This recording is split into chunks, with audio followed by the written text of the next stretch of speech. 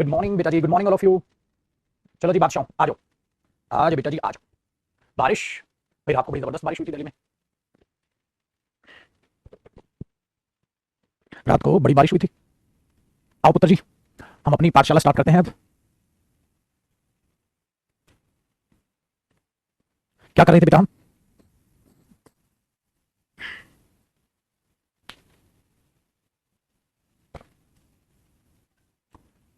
Narration कर रहे थे ना शायद। ओके जी, सेव किया था। अरे ये तो आपने काम आसान करा दिया। चल मेरे भाई, सेव किया हुआ निकालते हैं।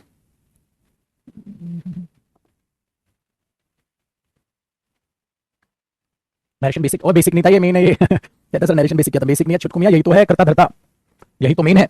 बेसिक नहीं, यही तो मेन है, यही मेन है बेटा। ठीक है चलो।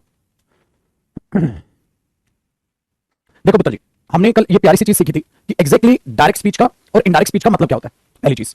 दूसरी चीज मेरे पुत्र, ये बेसिक नहीं था, मेन ही है। नरेशन का कोई बेसिक नहीं होता, वो मेन ही होता है सब। ठीक है बेटा, तो ये मेन पार्ट है। दूसरी बात मेरे पुत्र, दूसरी बात, अरे जो लेट आए हैं वो लेट लतीफो, ये कल का है, कहते इतना सारा करा दिया। अभी आ रहे कहते इतना सारा करा दिया, मेरे रजनीकांत ये कल का है। सो मैंने दिखाया था आपको कि ये जो चीज है, ये इनडायरेक्ट स्पीच से डायरेक्ट स्पीच का क्या रिलेशन है, या डायरेक्ट से इनडायरेक्ट का क्या रिलेशन है। ठीक है बेटा, फिर हमने ये भी देखा कि जो हम स्पीकर है वो डायरेक्ट स्पीच भी दूसरे के सामने बोल सकता है बेटा। ठीक है हाँ, और इनडायरेक्ट स्पीच भी दूसरे के सामने बोल सकता है। ठीक है पुत्र, चलिए जी। हाँ बेटा, स्पोकन बैच के रजिस्ट्रेशन स्टार्ट हो गए हैं, स्पोकन बैच के रजिस्ट्रेशन स्टार्ट हो गए हैं। दोबारा याद दिला दो मेरे बच्चे, बिल्कुल बेवकूफी मत करना कि उसको ना लो। अभी के अभी शाम को 7 बजे तक उसकी कोर्स फी आपको पता है डिस्काउंटेड है, अभी उसको बाय करो और मेहनत करने के लिए तैयार हो जाओ। ठीक है, एकदम से छड़ी नहीं घूमेगी बेटा, आपको स्पोकन आ जाएगी। अभी से मेहनत करने लगोगे तब जाके स्पोकन आएगी। कहीं तुम ये सोचो, हाँ जिन्होंने लिया बहुत अच्छी बात है, बहुत अच्छी बात है, बट मैं इसलिए ना, क्योंकि अभी हाथ पैर मारने का भी फायदा है। अभी हाथ पैर मारने का इसलिए फायदा मेरे पुत्र, क्योंकि अगला बैच तो 4 महीने बाद आना है। फिर 4 महीने बाद तो मेरे बच्चे जो अब लेंगे ना, वो 4 महीने बाद भी इस बैच को लेंगे। जो अब इस बैच को लेंगे वो 4 महीने बाद भी इस बैच को लेंगे। ठीक है, क्यों? क्योंकि उनके दिल में एक लत है स्पोकन की, आपने लिया नहीं है, जिन्होंने लिया उनको पता है वो लत है। ठीक है, कहता मैंने तो कल 7:05 ले लिया, बहुत अच्छी बात है बेटा। सो जिन्होंने नहीं लिया पुत्र, बिल्कुल फालतू का दिमाग मत दौड़ाना, क्योंकि आपको फायदे नजर नहीं आ रहे हैं जो मुझे आपके फ्यूचर में फायदे नजर आ रहे हैं। ये किसका क्या होने वाला है मेरे पुत्र, 3 से 4 किसकी टाइमिंग होगी, और आपको सिंपल सीधे तौर पे बता दूं, ये मेरी गारंटी है मेरे बच्चे, ये मेरी गारंटी। और आप अपने गुरु का नेचर जानते भी हैं, अगर तुमने दिल से चाहा कि सर मैं स्पोकन करके रहूंगा, बोल के रहूंगा, सो बेटा गारंटी है आप 100% बोलोगे। बट मेरे कंडीशन सुन लो, अगर आपने दिल से चाहा, दिल से का मतलब पता है क्या होता है, एक सेंटेंस होता है ऊपरी तौर से बोलना, और एक होता है इंटरेस्ट आ रहा, सर मैं बोलूंगा सर, ये वाला, ये जो रिस्पॉन्स होता है, तो आपको सेंटेंसेस याद होने स्टार्ट होंगे। ठीक है, ये चीज यहां पर आ जाएगी, तो ये चीज अपने दिमाग में बैठा ले। ठीक है बच्चे, ये चीज अपने दिमाग में बैठा ले, क्योंकि जिन जिनको अभी ये लग रहा है ना, अरे मेरा तो हेक्टिक पड़ जा रहा है सर, 3-4 क्लासेस होती है, बेटा तेरा हेक्टिक नहीं है, हर बच्चे का हेक्टिक है, बट वो ले रहा है, बट वो ले रहा है। उसको पता है अब हेक्टिक आगे फ्यूचर में सुकून देगा, तो अब सुकून ढूंढेगा, गलत हो जाएगा। ठीक है ना, ये चीज अपने दिमाग में बैठाना। डन है, फिर प्रैक्टिस बैच अगले महीने निकालेंगे बेटा।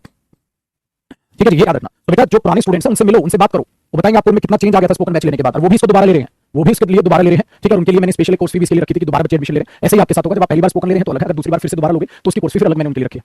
ठीक है, तो ये चीज अपने दिमाग में ध्यान रखें, ऐसा बिल्कुल ना सोचे कि सर हमारा ध्यान नहीं रखते। ठीक है बेटा, ध्यान नहीं रखता ना, कोर्स फी कभी नहीं होती। स्पोकन कहीं भी दिखा दो, कहीं भी दिखा दो ऐसा होता होगा, कहीं नहीं होगा, ये विश्वास रखो। इस कोर्स फी पे बेटा इतना ज्यादा कंटेंट, इतनी ज्यादा पीडीएफ, इतनी ज्यादा क्लासेस कोई नहीं देने वाला यार। 3-4 महीने इस कोर्स फी पे, 3-4 महीने।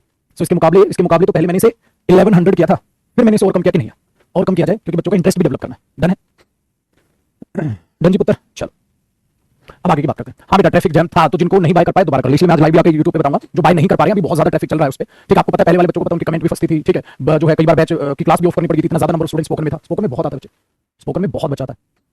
ठीक है जी, चलो पुत्र, क्योंकि सबके लिए होता है ना, बच्चों के लिए भी होता है, बड़ों के लिए भी होता है, ये चीज है। चल मेरे पुत्र, अब आते हैं अपनी पढ़ाई लिखाई पे, अपनी बातें कर लेते हैं।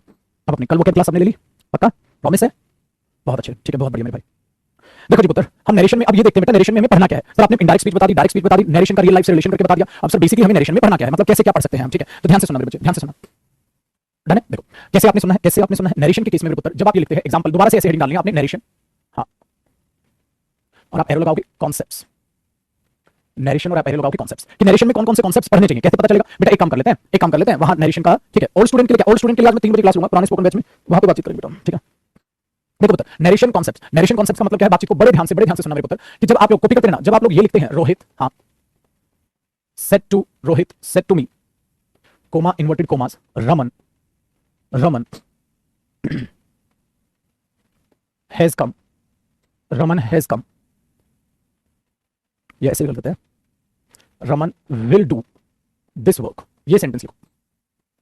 चलो पुत्र, अब देख लेते हैं इसमें क्या क्या टॉपिक हमारे लिए पढ़ने के लिए होगा। ठीक है, क्या क्या हमारे लिए पढ़ने के लिए होगा। Rohit said to me Raman will do this work, Rohit said to me Raman will do this work. ठीक है, देखो पुत्र, अगर मैं रोहित को बोलूं तो रोहित में कोई चेंज नहीं आना बेटा, रोहित में कोई चेंज नहीं आना। हाँ, चेंज एक आएगा। चेंज किसमें आएगा, एक तो इस रिपोर्टिंग वर्ब में आएगा, एक तो इस रिपोर्टिंग वर्ब में आएगा, जिसको हम रिपोर्टिंग वर्ब बोल के चलते हैं पुत्र।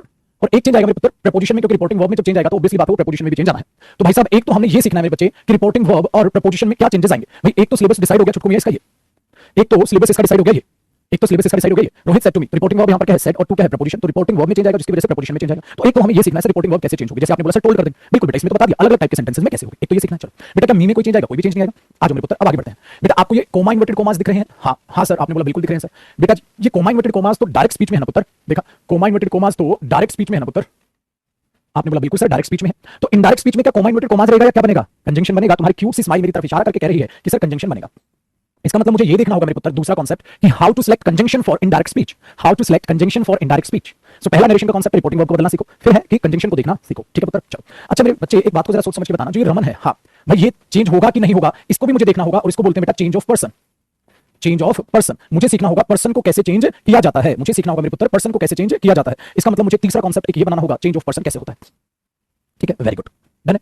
अब आगे मतलब क्या क्या कंजंक्शन आ सकते हैं, क्या हमेशा दैट आएगा कुछ और आएगा, क्या टोल्ड आएगा कुछ और आएगा कुछ और आएगा, सारी चीजें जानेंगे। बेटा एक बात बताओ क्या मैं विल डू को विल डू छोड़ूं या टेंस को चेंज करूं या मॉडल को चेंज करूं। इसका मतलब पुत्र जी एक और चीज हमें सीखना होगा, क्या tense and models change in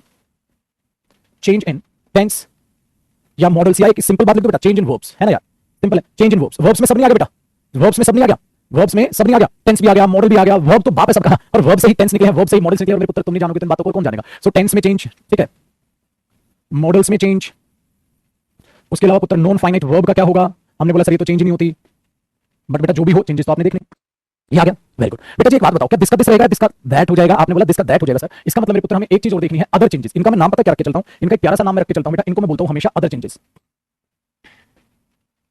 other changes. बाकी चीजों में क्या चेंजेस होगा, बाकी चीजों में क्या चेंजेस होगा, ठीक है हाँ जी सर। तो बेटा जी मुझे ये बताओ आपके पास टोटल कितने चेंज आ गए, आपके पास टोटल 5 चेंज आ गए। अगर मुझे ठीक है अगर मुझे 5 चेंज का पता चल जाए तो भाई साहब नरेशन मेरा हो जाए। पहला रिपोर्टिंग वर्ब कैसे कैसे बदली जाएंगी, क्या क्या हो सकती है, कंजंक्शन क्या क्या हो सकते हैं कैसे बदले जाएंगे, दो चीज हुई। फिर अगला मैंने क्या बोला बेटा चेंज ऑफ पर्सन, पर्सन कैसे चेंज होगा, फिर देखा वर्ब कैसे चेंज होगी, और फिर अदर चेंजेस कैसे आते हैं। टारगेट था एक एक करके अगर हम इनको खत्म कर लें तो नरेशन हमारा खत्म हो जाए। जैसे वॉइस को भी मैंने कुछ ऐसे कराया था मेरे बच्चे, वॉइस को भी कुछ ऐसे कराया था अलग अलग टाइप से, ठीक है। अच्छा एक बात बता मेरे पुत्र, जब मैंने आपको कहा था कि वॉइस की तरह नरेशन को भी टैकल करना है तुमने, और अपने बच्चों को 27 नंबर में 1 2 3 मिनट तक मैं दिला दूंगा, सो बेटा यही आपकी चीज हेल्प करेगी। आपने इतने फोकस से टॉपिक पढ़ना है मेरे पुत्र की गोली की तरह टॉपिक को उड़ा दो, एकदम टॉपिक को उड़ा दो, ठीक है पुत्र। चलो आते हैं धन्य बेटा बड़े कॉपी है ना, डिजाइन समझ आया, कौन नरेशन का डिजाइन समझ आया, इसलिए बहुत प्यार से मैं समझाता हूं तो मैं चल रहा हूं क्योंकि टॉपिक बड़ी बारीकी का, और लाइफ में यार आखिरी बार इंग्लिश पढ़ रहे हो तो मैं इसके बाद इंग्लिश की कभी जरूरत नहीं पड़ेगी मेरे बच्चे, ये बात याद रखना। ये लाइफ की आखिरी बार इंग्लिश है तुम्हारी, ऐसे नरेशन। अब एक बात बताओ आपको कोई बैठा के वॉइस पढ़ाए, आप बोलेगा भाई तू बैठ मैं पढ़ा देता हूं, होगा नहीं काम। सो बेटा उसी हिसाब से हर टॉपिक को हमने इतना अच्छा खत्म किया है कि कोई बैठा के आपको पढ़ाएगा कहेगा भाई रुक जा मैं बता देता हूं तेरे को क्या होता है, रीजन मैं पढ़ा देता हूं। ये चीज याद रखना, तब जाके लाइफ में कामयाबी पाओगे। कॉपी मेरे पुत्र। चलो अब आगे की बात करते हैं, एक एक चीजों को खत्म करते हैं। अब मैं पहले क्या कर रहा हूं बेटा, मैं पहले किसको कर रहा हूं, चेंज ऑफ पर्सन को उठाओ, मैं पहले इसको खत्म करूंगा, मैं पहले इसको खत्म करूंगा। डन बेटा वेरी गुड। सो हमने ये बोला, अब आप हेडिंग डालोगे चेंज ऑफ पर्सन, आप हेडिंग डालोगे चेंज ऑफ पर्सन। और बेटा चेंज ऑफ पर्सन को समझने के लिए आपको पर्सन समझना है। पर्सन की अगर हम बात करें ना मेरे बच्चे, पर्सन के हम टाइप्स की बात करें, ठीक है, और ब्रैकेट में लिखूं मैं according to the language, according to the English language, according to the English language. बेटा इंग्लिश लैंग्वेज के हिसाब से अगर मैं बातचीत करता हूं तो पर्सन की वो एक बार बातचीत कर लेते हैं, ठीक है। ये चीज मैं आपको प्रोनाउन में भी समझाऊंगा, ठीक है। तो ये चीज मैं आपको प्रोनाउन में भी समझाऊंगा। अगर बातचीत करते हैं पर्सन की तो हमेशा याद रखना मेरे बच्चे सबसे पहले आता है स्पीकर, सबसे पहले आता है स्पीकर। बेटा जो आई होता है, स्पीकर कौन होता है मेरे पुत्र, आई होता है। आई इसका मतलब हर बात को कौन बोलता है मेरे बच्चे, आई। राम विल गो देयर तो किसने बोला होगा, आई ने। ही विल हेल्प यू तो किसने बोला, आई ने। शी केम यस्टरडे तो किसने बोला होगा, आई ने। तो मेरे पुत्र कोई भी स्टेटमेंट हो, किसी भी स्टेटमेंट को कौन बोलता है, आई बोलता है, किसी भी स्टेटमेंट को आई बोलता है, ठीक है। चलो दूसरा देखते हैं। अगर मैं स्पीकर के बाद मेरे पुत्र बात करता हूं लिसनर की, अगर मैं स्पीकर के बाद बात करता हूं लिसनर की, अगर मैं स्पीकर के बाद बात करता हूं लिसनर की, हाँ अब लिसनर के चक्कर में ध्यान देना बेटा, लिसनर कौन होता है, यू होता है। मतलब आई जिसको बोलेगा वो यू को बात बोलेगा कोई भी, ठीक है। चलो बाकी अगर हम बात करें तो बेटा उन्हें नॉन एक्टिव पर्सन हम बोलते हैं, उन्हें हम नॉन एक्टिव पर्सन बोलते हैं, नॉन एक्टिव पर्सन बोलते हैं। नॉन एक्टिव पर्सन कौन से होते हैं बेटा, जो बातचीत में शामिल ना हो, मैं मेरे सामने हूं, जैसे मैंने बोला यू हाँ एंड ही, हाँ you and he will go there, आप और वो वहां जाओगे। सो मैं बता आपको रहा हूं, ये बात बोल आपको रहा हूं, तो जिससे मैं बातचीत कर रहा हूं यू है, जिससे मैं अपनी बात सुनाना चाह रहा हूं वो यू है, और उसके अलावा जो बाकी वहां है, ठीक है, या बाकी वहां ना हो कोई फर्क नहीं पड़ता बेटा, वो होते हैं नॉन एक्टिव पर्सन, जिनसे मैं बातचीत करने की कोशिश नहीं कर रहा हूं। ही हाँ शी हाँ इट भी आ जाता है जब अननोन जेंडर होता है, ठीक है बेटा वेरी गुड। अब क्या है बेटा, अब क्या जाएगा, इनका प्लूरल क्या हो जाता है, दे। इनका प्लूरल क्या हो जाता है पुत्र, दे। अब याद रखना इसको ऐसे लिखना, इसका प्लूरल भी दे, इसका प्लूरल भी दे, इसका प्लूरल भी दे, तीनों का मिक्स भी दे, ठीक है। आ जाओ बेटा, यू बड़ा भयंकर होता है, यू सिंगुलर भी होता है पुत्र, और यू प्लूरल भी होता है, यू सिंगुलर भी होता है, यू प्लूरल भी होता है, वेरी गुड। तो ये चीज अपने दिमाग में बैठा लो आप, आसान हुआ। अब आगे देखो बेटा, आई के भाई साहब की क्या बातचीत है बेटा, जब आई अपने साथ किसी और को भी मिला के बोले, चाहे वो इनको भी क्यों ना मिला ले, तो वो अपने आप को आई ना बोल के मेरे बच्चे अपने आप को वो क्या बोलता है, वी।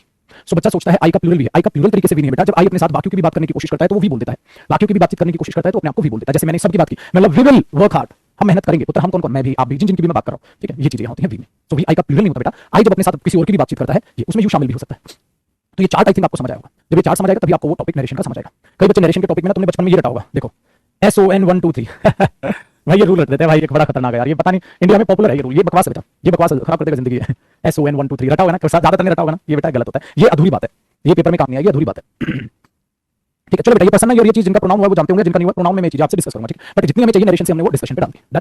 चलो बेटा अब इनको चेंज करना सीखना है कि नरेशन में इनका काम क्या है, नरेशन में इनका काम क्या है, ध्यान से सुनना बेटा। नरेशन में आपको क्या ध्यान रखना है, ये कैसे बदलेगा, ये कैसे बदलेगा और ये कैसे बदलेगा, ये कैसे बदलेगा, ये कैसे बदलेगा और ये कैसे बदलेगा, तो एक एक करके सीखेंगे, ठीक है।